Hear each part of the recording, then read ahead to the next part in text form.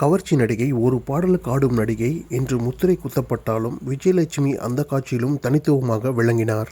யார் இந்த விஜயலட்சுமி? 1960 டிசம்பர் 2ஆம் தேதி ஆந்திர பிரதேசத்தில் இருக்கக்கூடிய எலூரு மாவட்டம் கோவாலா கிராமத்தை சேர்ந்தவர். ஒரு எளிய விவசாய குடும்பத்தில் மூத்த மகளாக பிறந்த இவங்களுக்கு ஒரு உடன்பிறந்த சகோதரரும் உள்ளார்.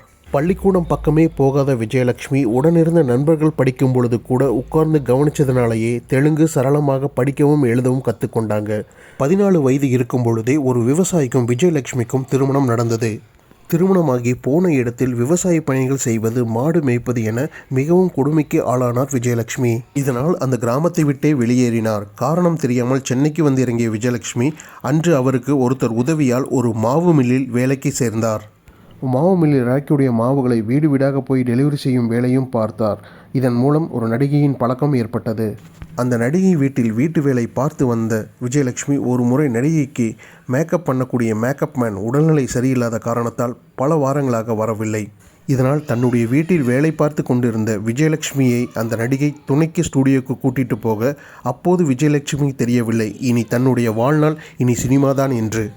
காலம் செல்ல விஜயலட்சுமியை நேரடியாக அந்த நடிகைக்கு மேக்கப் பண்ணும் அளவுக்கு தனது திறமையை வளர்த்து கொண்டார். ஒரு முறை ஸ்டூடியோவுக்கு வந்த நடிகர் வினு சக்கரவர்த்தி பார்வைப்பட விஜயலட்சுமி பேச்சிலும் நடையிலும் உடையிலும் கண் அழகிலும் ஏதோ ஒரு கவர்ச்சி ஈர்ப்பு சக்தியை உணர்ந்த வினு சக்கரவர்த்தி அவர்கள் தன்னுடைய வண்டி சக்கரம் என்ற தமிழ் திரைப்படத்தில் ஸ்மிதா என்ற பெயரில் அறிமுகப்படுத்தினார். அன்று வரை விஜயலட்சுமியாக அறியப்பட்டவர் ஸ்மிதாவாக மாறினார்.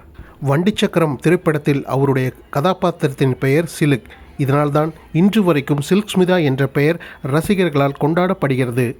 திரைத்துறையில் அடைந்த வளர்ச்சி யாரும் எதிர்பாராத அளவுக்கு மிக பிரம்மாண்டமான வளர்ச்சியாகும். தமிழ், தெலுங்கு, மலையாளம், கன்னடம், ஹிந்தி என 400க்கும் மேற்பட்ட மொழிகளில் ரசிகர்களை தனது கவர்ச்சியால் கவர்ந்து இழுத்தவர். அவர் ஒரு படத்தில் நடித்திருந்தால் அந்த படம் வெற்றி படம் என்ற நிலையில் இருந்தது. அன்றைய காலகட்டத்தில் நடிகர்கள், இயக்குநர்கள், தயாரிப்பாளர்கள் என அனைவரும் சில்கின் கால்ஷீட்டுக்காக தவம் கிடந்தனர். கவர்ச்சியை தன் உடையில், கண்களில், உதட்டில், பேச்சில் என எல்லா வகையிலும் அது வேறு பரிமாணத்திற்கு கொண்டு சென்றவர் சில்க்.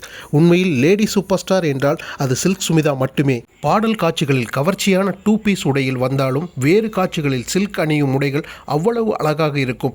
25 ஆண்டுகளுக்கு பின்பு இன்றைய மாடர்ன் பெண்கள் அணியும் அத்தனை ஆடைகளையும் அன்றே அணிந்திருந்தார் சில்க். இந்த மேஜிக் தமிழ் சினிமாவில் ஒரு சிலர் மட்டுமே செய்திருந்தனர்.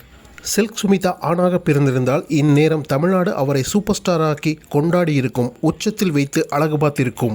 இவர் இறப்புக்கு முன்னாடி காதல் தோல்வி, பட தயாரிப்பு முயற்சியில் தோல்வி, போதைக்கு அடிமையாக இருந்தாங்க என திரைத்துறை வட்டாரங்கள் கூறுகின்றன. இவரின் கால்ஷீட்டை பார்த்து வந்த மேனேஜராக, பிஏவாக, காதலராக, தாடிக்காரராக திரு ராதாகிருஷ்ணன் அறியப்படுகிறார். இவர் ஏற்கனவே திருமணமானவர். இவரோட கட்டுப்பாட்டில்தான் சில்க் இருந்தார். ஒரு நடிகையை சமூகம் ஏற்றுக்கொண்டது என்பதற்கு அடையாளம் அவர் காலம் கடந்து நிற்பதுதான். அந்த வகையில் இறந்து 29 வருடங்கள் கடந்தும் தனித்துவமாக நிற்கிறார் சில்க் ஸ்மிதா.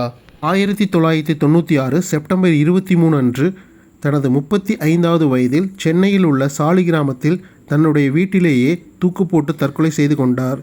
இச்செய்தி தமிழ் திரையுலகம் மட்டுமின்றி ஒட்டுமொத்த இந்திய திரையுலகத்தையும் பேரதிர்ச்சிக்குள்ளாக்கியது. இவருடைய மரணம் ஒரு மர்மமான மரணமாக பார்க்கப்படுகிறது.